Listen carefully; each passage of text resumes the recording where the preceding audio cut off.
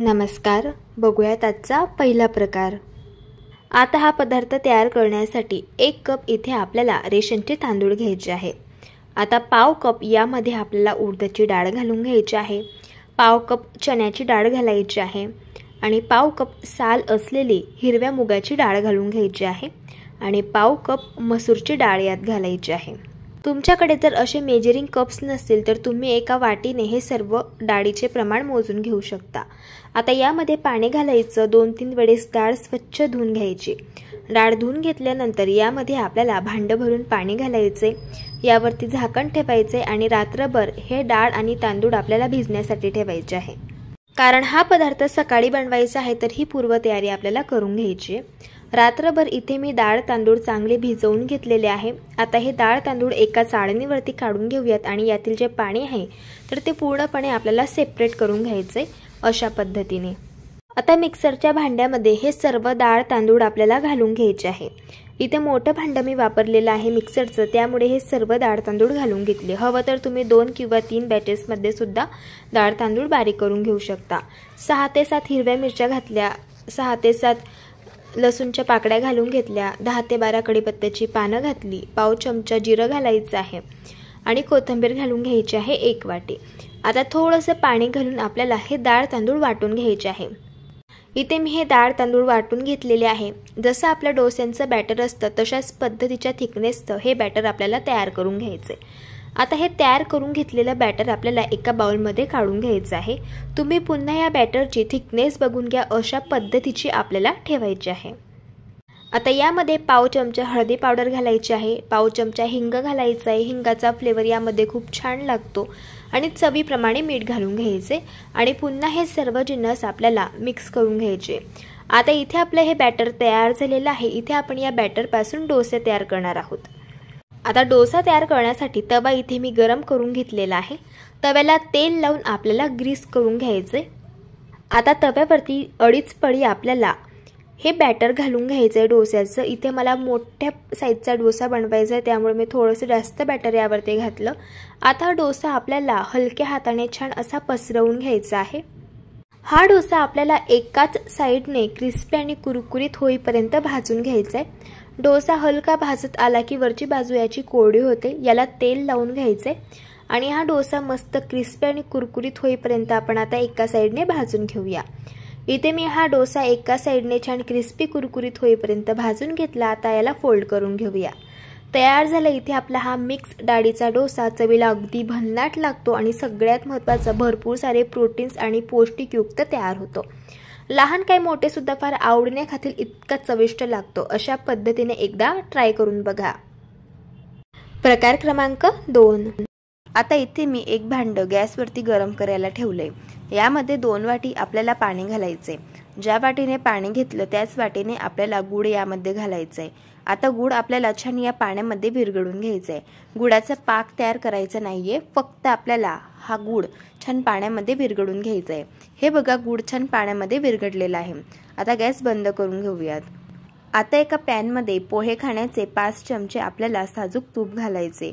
तूप छान गरम झालं की यामध्ये आपल्याला 1 वाटी जाड रवा घालायचा आहे। इथे आपण गुळाचा रवा तयार करणार आहोत। रवा तयार करण्यासाठी कधी पण आपल्याला जाड रव्याचाच वापर करायचा आहे। आता हा रवा सतत मिक्स करत गुलाबी रंगावरती आपल्याला छान भाजून घ्यायचा आहे। रवा छान भाजत आला की त्याचा सुगंध पूर्ण घरामध्ये दरवळायला सुरुवात होते। यावरून समजायचं रवा छान भाजून झालेला आहे। इथे मी हा रवा 10 ते 12 मिनिटं गॅसच्या लो फ्लेमवरती छान भाजून घेतलाय। तुम्ही बघू शकतात रव्याला हलका गुलाबी रंग आलाय आणि हा रवा भाजून घेतल्यामुळे छान असा हलका फुलका झालेला आहे।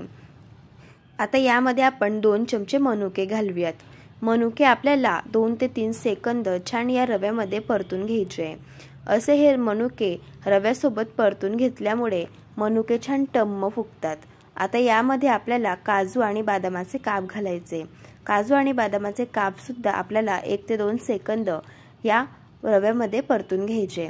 आता हे सर्व ड्रायफ्रुट्स परतून घेतल्यानंतर यामध्ये आपल्याला गुळाचं पाणी घालायचे। तर हे बघा, हे पाणी आपल्याला गाळून घ्यायचे, म्हणजे गुळामध्ये जर काही कचरा असेल तर तो छान निघून जातो। इथे आपण 1 वाटी रवा तयार करण्यासाठी त्याच वाटीने 2 वाटी पाणी आणि 1 वाटी गूळ घेतलेला आहे। आता हे आपल्याला छान मिक्स करून घ्यायचं आहे। जसा जसा रवा फुलतो तसं तसं हे मिश्रण दाटसर व्हायला सुरुवात होते। हे बघा, हे मिश्रण दाटसर व्हायला सुरुवात झालेली आहे। आता यावरती 5 मिनिटांसाठी आपल्याला झाकण ठेवायचं आहे आणि रवा आपल्याला छान शिजवून घ्यायचा आहे। फक्त एक गोष्ट लक्षात ठेवायची, या 5 मिनिटांमधून आपल्याला 2-2 मिनिटांनी रवा छान मिक्स करून घ्यायचा आहे, म्हणजे रवा तळाला चिटकणार नाही। अशाच पद्धतीने इथे मी हा रवा छान शिजवून घेतलेला आहे। हे बघा, मस्त छान आपला रवा शिजलेला आहे। आता यामध्ये आपण 1 चमचा वेलची पावडर घालूयात आणि याला छान मिक्स करून घेऊयात। इथे आपला लुसलुशीत असा हा गुळाचा रवा छान तयार झालाय। आता गॅस बंद करून घेऊयात आणि याला एका बाउलमध्ये ट्रान्सफर करून घेऊयात। तर तयार झाला इथे आपला हा गुळाचा रवा। चवीला तर अगदी भन्नाट लागतो, नक्की एकदा ट्राय करून बघा। प्रकार क्रमांक 3। हा पदार्थ तयार करण्यासाठी इथे मी एक पॅन गॅसवरती गरम करायला ठेवलाय। यामध्ये आपल्याला 3 वाटी पाणी घालून घ्यायचे। आता हे पाणी आपल्याला गरम करून घ्यायचे। इथे मी हे पाणी गरम करून घेतलेलं आहे। यामध्ये आपल्याला 1 छोटा चमचा तूप घालून घ्यायचं आहे। आता इथे आपण लापसीचा रवा घेतलेला आहे। ज्या वाटीने आपण पाणी मोजून घेतलं होतं त्याच वाटीने आपल्याला 1 वाटी लापसीचा रवा यामध्ये घालायचा आहे। 3 वाटी पाण्यासाठी 1 वाटी लापसीचा रवा हे अगदी परफेक्ट प्रमाण आहे। आता यामध्ये चवीप्रमाणे मीठ घालून याला मिक्स करून घ्यायचं। झाकण ठेवून 5 मिनिटं आपल्याला हा रवा छान शिजवून घ्यायचा आहे। पण एक गोष्ट लक्षात ठेवायची, 5-5 मिनिटांमधून 2-2 मिनिटांनी अशा पद्धतीने हा रवा मिक्स करून घ्यायचा आहे, ज्यामुळे तुमचा रवा तळाला खाली चिटकणार नाही किंवा जळणार नाही। इथे मी हा लापसीचा रवा छान शिजवून घेतलेला आहे। तुम्ही बघू शकतात, अगदी छान असा मोकळा मोकळा आणि सुटसुटीत असा हा लापसीचा रवा तयार झाला आहे। आता गॅस बंद करून घेऊयात आणि पुढची प्रोसेस बघूया। आता एका पॅन मध्ये 3 छोटे चमचे तेल घालायचं आहे। तेल गरम झालंय। आता यामध्ये आपल्याला 1 चमचा मोहरी घालायची आहे। मोहरी तडतडल्यानंतर यामध्ये 1 चमचा आपण जिरं घालूया। पाव चमचा हिंग घालायचा आहे। 10 ते 12 कढीपत्त्याची पानं घालूया। आता यामध्ये आपल्याला हिरव्या मिरचीचे काप घालायचे आहे। इथे मी 3 हिरवी मिरची घेतली होती आणि त्याचे तुकडे करून घेतले आणि ते तेलामध्ये घातले। तिखट आवडीप्रमाणे कमी जास्त करू शकता। 1 चमचा बारीक कापून घेतलेला लसूण घातला आणि हे सर्व जिन्नस तेलावरती छान परतून घेतले। आता इथे मी 1 वाटी बारीक कापून घेतलेला कांदा यामध्ये घातलेला आहे। हा कांदा आपल्याला सॉफ्ट होईपर्यंत छान परतून घ्यायचा आहे। हे बघा, अशा पद्धतीने। आता यामध्ये आपण पाव कप कापून घेतलेली ढोबळी मिरची घालूया। 1 वाटी आपल्याला यामध्ये वाटाणे घालायचे आहे। पाव कप यामध्ये बारीक कापून घेतलेलं गाजर घालूया आणि पाव कप इथे मी मकीचे दाणे यात घातलेले आहे। आता याला आपल्याला छान मिक्स करून घ्यायचं आहे। भाज्यांपुरतं आपल्याला यामध्ये अगदी थोडंसं मीठ घालून याला पुन्हा मिक्स करून घ्यायचंय। आता यावरती झाकण ठेवूयात आणि या भाज्या आपल्याला 5 मिनिटं वाफेमध्ये छान शिजवून घ्यायच्या आहे। इथे मी या भाज्या वाफेमध्ये छान शिजवून घेतलेल्या आहे। आता यामध्ये आपल्याला पाव चमचा हळदी पावडर घालायची आहे। पाव चमचा गरम मसाला घालूया आणि हे सर्व जिन्नस पुन्हा आपल्याला छान मिक्स करून घ्यायचे आहे। आता शिजवून घेतलेला हा लापसीचा रवा आपण या तयार करून घेतलेल्या फोडणीमध्ये घालूया आणि याला मिक्स करून घेऊया। रात्री जर भाजी पोळी बनवायचा कंटाळा आला असेल आणि तुम्हाला काही हलकं फुलकं खायचं असेल, त्यावेळेस असा भरपूर भाज्या घालून तयार केलेला लापसीचा रवा तुम्ही नक्कीच तयार करून घेऊ शकता। चवीला अगदी छान लागतो आणि भरपूर सारे प्रोटीनयुक्त तयार होतो। आता यावरती झाकण ठेवायचे आणि आपल्याला यावरती एक वाफ काढून घ्यायची। हे बघा, अशा पद्धतीने। सगळ्यात शेवटी यावरती बारीक कापून घेतलेली कोथिंबीर घालून घ्यायची आणि याला मिक्स करून घ्यायचे। तयार झाला इथे आपला हा लापसीचा रवा। हा रवा तुम्ही मुलांच्या टिफिन बॉक्समध्ये सुद्धा देऊ शकतात। अशा पद्धतीने एकदा ट्राय करून बघा। प्रकार क्रमांक 4। आता हा पदार्थ तयार करण्यासाठी कढईमध्ये 1 कप साबुदाणा घालून घ्यायचा आहे।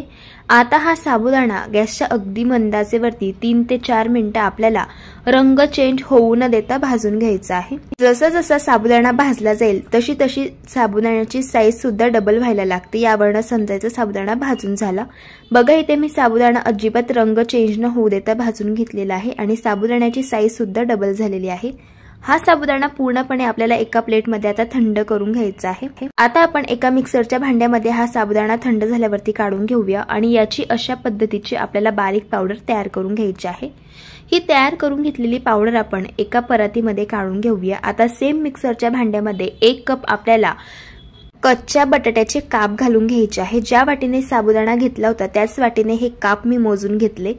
यामध्ये आपल्याला 1 चमचा जिरं घालायचे, 4 ते 5 हिरव्या मिरचीचे काप आणि 1 इंच आलं घालून घ्यायचे आणि 1 चमचा यामध्ये आपल्याला लिंबाचा रस घालून घ्यायचे। आता अजिबात पाण्याचा वापर न करता याची आपल्याला अगदी बारीक अशी पेस्ट तयार करून घ्यायची आहे। आता ही तयार करून घेतलेली पेस्ट आपण बारीक करून घेतलेल्या साबुदाण्याच्या पावडरमध्ये घालून घेऊया। यामध्ये आपल्याला पाव कप भाजून घेतलेल्या शेंगदाण्यांचा कूट घालून घ्यायचा आहे आणि चवीप्रमाणे मीठ घालायचे। आता सुरुवातीला हे सर्व जिन्नस हाताने मिक्स करून घ्यायचे आहे।